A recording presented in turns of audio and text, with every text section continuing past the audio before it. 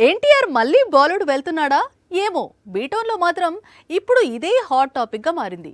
War 2 చేసిన తర్వాత చేతిలో ఉన్న ప్రాజెక్టులన్నిటినీ రీసెట్ చేస్తున్నాడు టైగర్. ఎంతగా అంటే ప్రశాంత్ నీల్ మూవీకి సంబంధించిన స్టోరీ కూడా మార్చేశాడని టాక్.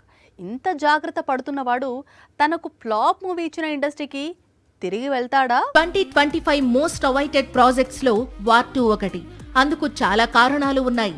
ఎన్టీఆర్ బాలీవుడ్ వెళ్లడం, హృతిక్ రోషన్ తో కలిసి నటించడం, యష్ రాజ్ ఫిల్మ్స్ తీసే స్పై యూనివర్స్ లో భాగం కావడం, మొత్తంగా వార్ 2 కు రిలీజ్ కు ముందు కనీ విని ఎరుగని అంచనాలు కనిపించాయి. వన్స్ మూవీ రిలీజ్ అయింది, ఫ్లాప్ అయింది. దీంతో ఎన్టీఆర్ లో బాలీవుడ్ పై డిసప్పాయింట్ మొదలైంది.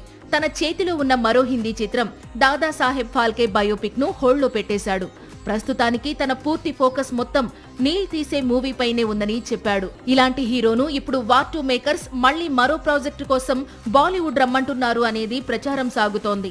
వార్ 2 కు కొనసాగింపు కథ షారుఖ్ ఖాన్ నటించే పఠాన్ 2 లో ఎన్టీఆర్ ను కూడా నటింప చేయాలి అనేది యష్ రాజ్ ఫిల్మ్స్ ప్లాన్ అట.